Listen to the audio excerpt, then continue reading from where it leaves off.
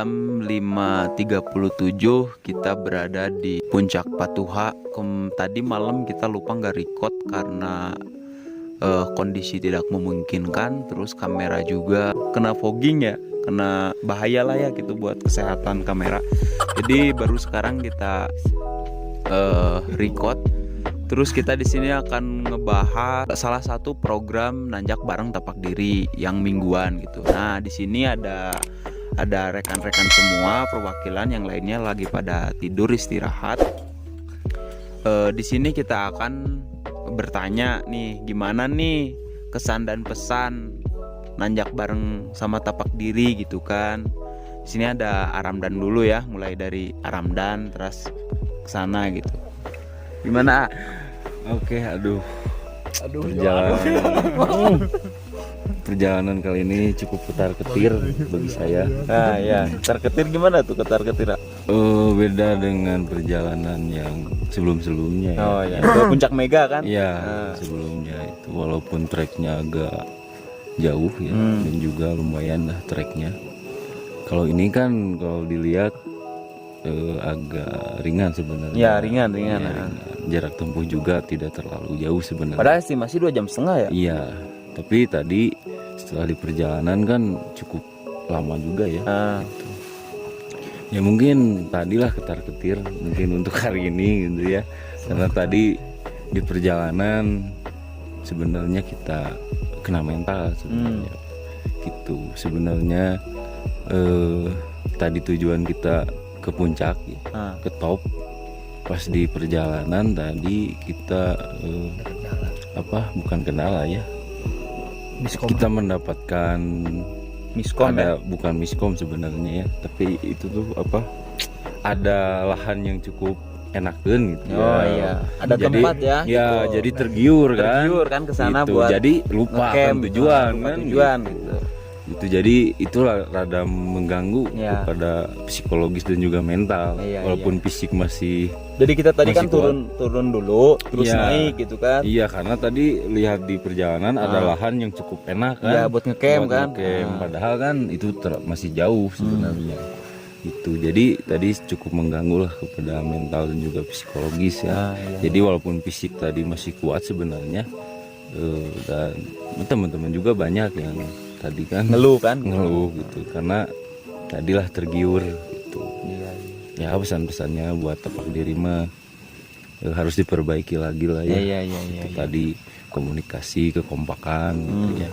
Terus pesan-pesannya ataupun esensi yang didapatkan pada hari ini mungkin kalau kita punya tujuan di perjalanan, kita mendapatkan keindahan jangan dulu tergiur kan sampai lupa tujuan kita gitu. Jadi tadi terganggu lah di perjalanan karena mungkin ada tadilah keindahan sebelum mencapai tujuan. Jadi tergiur kan? Iya, sama kita juga hidup di dunia gitu kan. Tujuan sebenarnya kita jauh, di dunia ada keindahan sehingga kita lupa gitu kan. Sehingga kita lupa tujuan akhir kan. Itu pelajaran hari ini luar biasa pokoknya. Itu dari saya. Ya, itu. Lanjut, jadi dari Kang Ramdan intinya kita itu jangan tergiur karena kita mempunyai tujuan. Jangan sampai tujuan itu tergiur dari hal-hal yang lain. Udah, next lanjut ke Agilang. Agilang gimana nih Agilang? Pelajarannya banyak ya. Yang pertama ya satu dari Aramdan tadi, fokus sama tujuan awal kita mau kemana, dan jangan sampai kita berbelok gitu. Jangan sampai apa yang kata orang lain bilang, walaupun beberapa orang, tapi ketika fokus kita lebih ke arah yang dituju sekarang, harusnya nggak usah belok gitu, lurus aja. Satu yaitu. Kedua, beban mental dan di fisiknya juga mungkin anak-anak tadi. Terus kita sempat break juga di tengah-tengah ya tadi ya. Ketika lihat beberapa kali break kan. Terus ketika lihat kondisi gunungnya udah di depan, yang di topnya, yang topnya udah di depan itu, kita harus turun dulu ke bawah, naik ke atas kan. Nah, itu mungkin yang bikin mental kita kena sama ketar-ketir. Terus yang keduanya karena kita kurang fondasi intinya. Oh betul. Kurang fondasi. Kita kurang fondasi. Sebetulnya kalau ketika kita fondasinya kuat, mau tujuan kemanapun sampai, walaupun jalannya terjal pasti sampai. Tapi kalau fondasinya kita lemah, ya udah di pertengahan jalan bisa belok, bisa berhenti gitu. Kalau untuk kesan-kesannya sama tapak diri mah baru 2 kali berarti ya ikut ya. Baru 2 kali sama yang Puncak Mega. Intinya anak komunitasnya enak. Terus keduanya pada solid juga. Terus ketiganya ya mungkin kedepannya bisa lebih baik, lebih mematangkan dulu konsep awal. Jangan sampai kejadian udah kayak gini, ketar-ketirnya kerasa lah. Sampai ke dengkul-dengkul ketar-ketir namanya. Dengkul kan lu. Kurang oli ya? Kurang oli. Cuman setidaknya kita bisa sampai ke sini juga udah alhamdulillah. Berarti tujuan awal kita sampai ke sini ya alhamdulillah sukses lah ya. Kalau untuk secara tujuan kita sampai, walaupun di pertengahan banyak kendala A, kendala B mungkin. Untuk kedepannya mah sukses terus lah. Nambah, pokoknya mah ditunggu event-event selanjutnya lah. Ya. Oke, itu aja dari saya mah. Nah, Iya. Terus saya mah bagian ketar-ketir rumput. Iya. Ya porternya. Baik, ketar-ketir dulu atuh. Saya mah ketar-ketir. Era kubu katu kontrol ketar-ketir katanya. Palba. Aduh, ngerakeun ieu. Sesuai batur lah ya. Ya, Kak. Kang Ali. Gimana Kang Ali? Pertama ya. Kesan pertama nih. Kalau dari saya mungkin ini pengalaman saya sama tapak diri gitu. Mudah-mudahan tapak diri ke depannya lebih maju. Saya nanjak bersama tapak diri baru sekali ini dan alhamdulillah nanjak bersama tapak diri mungkin baru kali ini, tapi alhamdulillah timnya pada baik-baik, pada solid. Mudah-mudahan tapak diri kedepannya lebih maju, lebih sukses. Dan pesan dari saya mungkin tapak diri harus menjaga kesolidannya mungkin segitu aja. Ya, terima kasih ke Kang Ali ya. Terima kasih juga tim ketar-ketir ini. Dirsa belum mengungkapkan gimana sih kesan dan pesannya gitu. Nih. Boleh. Iya dong. Jadi pokoknya mah gitu lah kata tapak diri mah nya. Wah, gitu tuh. Ketar-ketir Salam ketar-ketir. Salam ketar-ketir ya, kopi ngajo aku kan. Nah, next sekarang ada pertanyaan. Buat apa sih gitu naik gunung sampai kita rela-relaan tidur di jarian gitu kan, makan susah, terus tidur nggak nyenyak. Tapi kalau dibandingin di rumah kan, kalau makan tinggal ngambil, tidur tinggal di kasur yang enak gitu. Nah, ini kenapa sih para yang hadir di sini kenapa sih rela ikut gitu? Muncak bela-belain gimana gitu kan, berkorban waktunya gitu. Nah ini nih kita tanya satu-satu lagi gitu. Ramdan gimana? Lagi kawan-kawan. Gimana tadi pertanyaannya? Ya kenapa sih suka muncak gitu? Terus kenapa ikut muncak ke sini gitu? Ada kemauan ikut muncak ke sini gitu? Ya mungkin bukan hobi juga ya. Muncak seperti ini karena kalau melihat perjalanan capek gitu. Kalau muncak mah yang namanya muncak kan capek, dingin itu terasa gitu. Tapi setelah beberapa kali gitu ikut, ada esensi yang didapat gitu. Dari perjalanan sampai ke puncak itu banyak sekali pelajaran-pelajaran, Hikmah-hikmah ya. hikmah yang didapatkan gitu. Termasuk esensi tentang ketenangan jiwa. Ya. Itu di gunung sangat terasa gitu. Iya. Sangat terasa ketenangan jiwa itu. Walaupun fisik capek, walaupun fisik orang butuh persiapan sengsara lah gitu ya, karena makan segini, minum gitu perjalanan jauh, terjal. Harus masak dulu ya kan. Beda lah dengan di rumah kan, kasur empuk gitu ya. Tapi Ada esensi. esensi itu ketenangan jiwa itu didapatkan gitu di gunung.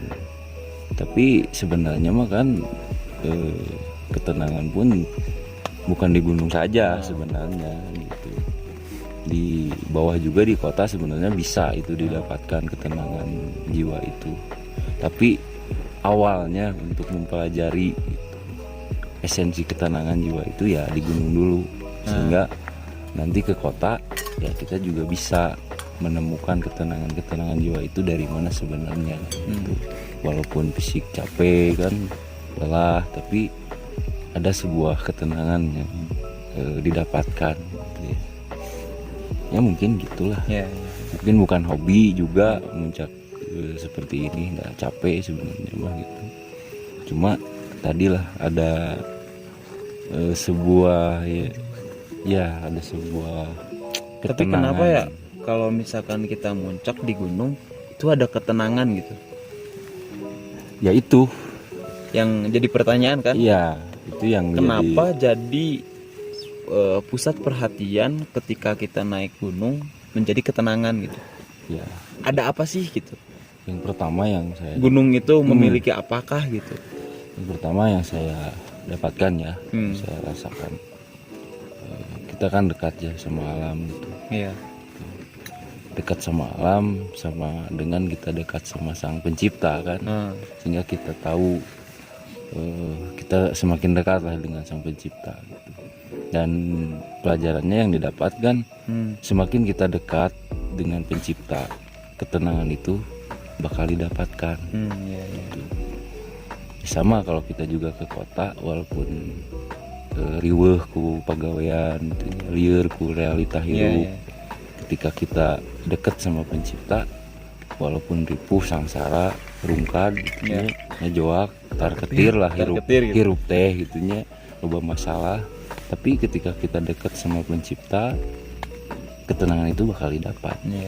Dan awalnya saya belajar itu dari alam gitu. Awal pertama menemukan ketenangan hati gitu ya. Walaupun tadi treknya luar biasa, ketar ketir, tapi didapatkan ketenangan hati. Ya mungkin ada esensi tadi lah. Itu bisa belajar bagaimana mendapatkan sebuah ketenangan hati itu. Dan yang saya pelajari juga, ketenangan hati itu ternyata tidak bisa diciptakan oleh kita, ya, melainkan ketika kita dekat dengan yang pencipta, ya Allah juga bakal memberikan ketenangan hati kepada kita. Betul. Walaupun tadi realita hidup kita itu rungkad lah, gitu ya, ripuh, masalah liur gitu ya, loba masalah. Tapi ketenangan ada gitu. Pasti itu ketenangan ketika kita deket lah sama pencipta gitu. tongkol bakar Itu mungkin Ya, siap. gitu. Next, Gilang. Ada berat ya, Pak. Di perjalanan ya. Iya. Perjalanan saya pertama naik gunung 2008 masa SMA. Awalnya cuman sekedar hobi, terus seketika sampai saat ini pun jadinya jadi sebuah kebutuhan, Kang. Kalau saya jadi sebuah kebutuhan, gitu, bukan jadi kebutuhan, karena yang saya temukan di berbagai perjalanan yang udah saya tempuh gitu, mau hidup, mau di alam, mau apapun, karena konsep hidup itu ada 3, bertadabur, bertafakur, bertasyakur. Nah itu kan ya, karena subhanallah dari tadabur itu kita kan lihat ke belakang nih, ke belakang kita sudah melewati beberapa perjalanan. Terus setelah melewati beberapa perjalanan, kita bertafakur, maksudnya tuh bertafakur tuh evaluasi ya. Iya. Lebih mengevaluasi apa nih yang kita dapetin dari perjalanan ini teh gitu. Terus bertafakur bertasyakur berarti ya. Yang ketiga kenapa harus bersyukur ya? Ya bersyukur kita masih dihidupkan hari ini untuk menikmati alam ini tuh luar biasa kalau buat saya. Nah, terus sebetulnya dari perjalanan panjang itu bukan tentang seberapa tinggi gunung yang udah didaki, cuman seberapa banyak pelajaran yang didapat gitu. Sekarang percuma kita naik gunung, wah saya udah ke Rinjani, saya ke Semeru dapat apa? Itu kan? Sebetulnya yang saya dapetin perjalanan ini ya, satu, kenapa saya lebih memilih alam daripada perkotaan. Satu, melarikan diri dari realitas. Satu ya, kalau untuk saya ya, ketika banyak masalah, ketika banyak apa, cuman alam yang bisa bikin tenang. Jujur ya mah gitu. Terus keduanya, kenapa pengorbanan waktu, fisik, tenaga, padahal capek kan, tau lah naik gunung tuh capek. Cuman ketika kita menemukan yang kata Aram dan tuh esensi kita dapat di alam itu, hilang semuanya udah. Jangankan sampai puncak lah, di trek aja kita break aja udah tenang. Ya, di trek aja kita udah menemukan apa yang kita cari lah gitu. Karena berperjalanan itu bukan tentang tujuan terus harus ke puncak nih, harus ke puncak gitu naik gunung. Cuman ketika kita bisa silaturahmi kita lebih hangat di sini nih, di trek atau dimanapun kita bisa ngobrol panjang lebar, itu menurut saya udah lebih dari cukup. Karena kalau top puncak itu bonus kalau buat saya. Lebih besar dari itu kita kesini punya tujuan, mensyukuri nikmat Allah lah yang paling besar di sini gitu. Bahwa kita teh letik gitunya, kurang teh letik gitu. Di antara ciptaan Allah yang maha besar gitu, yang menurut saya mah letik lah orang gitu, saha orang gitu. Nah itu kenapa asalnya gunung, satu, menghindari sifat sombong, ujub. Karena ketika kita di gunung, orang saha di dia. Kuti iso bisa paeh mah di gunung. Kuti isungku. Ya, yang ketar ketir kan geus orang teh ngeluh gitu kan. Putus asa. Tapi lihat pohon yang gede, di proses dia tumbuh tinggi itu seperti apa? Akarnya harus kuat. Ya, akarnya harus kuat. Semakin tinggi pohonnya semakin kencang anginnya. Tapi ketika akarnya kuat, angin segede kumaha ge, mancep mang. Dan jangan lupa, manusia bisa motong atasnya, hajaran luhurna. Tapi ketika akarnya kuat, mereka lupa nggak akan bisa motong akarnya mang. Nggak bisa motong akar. Malahan jadi bermanfaat ya. Bermanfaat. Sekarang ini di kehidupan kita lah, ketika akidah kita kuat,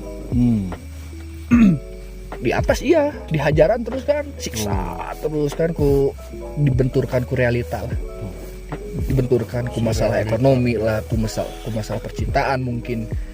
Cuman ketika akidah kita kuat, insya Allah mual oyag setika gitu. Karena tawakal tuh mah ke Allah terus bergantung ke Allah intinya mah gitu. Ya etalah di saya mah gitu sakitu di pusat mah. Sakitu di pusat. Nah ya Bang Dirsa. Ai saya mah dah sebenarnya mah berdua aja kayak senior saya. Wah. Sudah cukup terwakili. Kalau saya mah ya ari saya mah ya belajar, ngikut. Itu dapat tukang pesodor hayang naik gunung. Jadi ya intinya mah lamun urang geus inget deui kalau nama sakumaha ciptaanana nya urang teh ka gunung tuluy inget deui teh nya naon masalah anu di bawah teh kan bisa dikasih ketenangan gitu kan. Jadi kasih ketenangan, ada pikiran yang baik oge, apa yang harus dibenarkan di bawah. Masalah beres tapi setidaknya kita pemikiran bisa untuk menyelesaikan. Ada potensi untuk menyelesaikan karena di gunung itu ada pikiran-pikiran jernih. Pikiran jernih. Iya. Oh, di bawah pikiran-pikiran kotor gitu. Wah, kotor udah. pinjol ya tuh. Pinjol. Jadi pas di gunung mah wah kabur deh ke gunung gitu kan. Jadi samanya jadi sama. pelarian ya. Jadi pelarian. Tapi pelarian yang kita juga mengingat alona pan aduh Gusti ya ini orang teleti gitu. Jadi we nanti Jadi yang ciri gitu. jadi we yang ciri gitu. Kita bisa mengobati tapi bisa membukakan apa yang harus dibenarkan Mantap. di bawah teh pokoknya mah Wah, kalau mah geus kana perungka dewe nya. pokok Wah, lah mual insya Allah mual Insya Allah lah mual. ya yang diperbaiki gitu lah pokoknya Berarti- sakit we di pusat 2 mah Bertafakur oge berartinya ka dieu teh gitu. capek mah capek ya. Capek mah capek Tapi kan da enakeun nya. yang menang anu baik gitu itu. Turun deh ke anaknya. Lebih baik lah nya. Lebih baik lah insyaallah. Nah, gitu. Iya, Dari Kang Ali gimana Kang Ali? Dari saya nggak banyak yang disampaikan karena dari para senior Tidak ada senioritas di sini. daripada akang-akang udah pada jelas mungkin kalau pribadi saya naik gunung itu bukan hobi sih sebenarnya tapi candu kalau saya pribadi gitu iya kalau saya gitu awalnya naik gunung pertama kali ke Gunung Gede itu bukan kemauan saya sendiri itu diajak sama teman gitu ayo naik gunung saya nggak mau awalnya cuman ya karena dipaksa gitu ya saya ngikut aja sama teman tapi ternyata naik gunung itu banyak apa ya candu dan banyak pengalaman banyak pengalaman yang luar biasa gitu seperti sekarang kan saya awalnya kan nggak kenal sama sama akang-akang tapi alhamdulillah gitu sekarang jadi dipertemukan di sini gitu jadi alhamdulillah mudah-mudahan silaturahminya terjaga gitu Tangan semesta mang gitu kan. ya gitu ya gitu dari saya Di gunung teh aya sabar ya. Ayah sabar. Aya tabah. Aya ngeluh ya aya kan. Aya ngeluh, Aya aya ngeluh ya aya. Aya. Komplit pokoknya mah di gunung. Nah, cuman ketika ke bawah nu ngeluh ratong di bawah Tong dibawa sabar jeung tabahna sabar jeung sabar. Ka bawahnya. Ka bawah. Ka bawah. Ka- Sabar jeung tabahna kudu ka bawah. Kan mungkin dari saya segitu aja Ya, jadi gini guys, dari kesimpulan semua mereka itu mempunyai titik kenyamanan ketika kita muncak mendaki gitu ya kan semua. Jadi tapi yang jadi pertanyaannya ada hubungan apa sih gitu? Kita manusia ada kenyamanan di gunung gitu, ada kenyamanan di alam, ada hubungan apa ketika kita lebih identiknya gitu kan? Lebih identiknya alam itu kalau zaman sekarang ya itu pasti gunung kan. Kalau misalkan berbicara gunung pasti berbicara tentang alam gitu kan, itu yang paling identik. Berarti ada hubungan nih manusia sama alam. Apa nih ini hubungan manusia sama alam sehingga menimbulkan kenyamanan gitu. Nah itu pasti sering banyak yang terlupakan bahkan sampai nggak tahu lah gitu hubungan apa sih kita selaku manusia dengan alam sehingga alam memberikan kita ketenangan gitu. Nah ini sih yang harus kita bongkar gitu kan.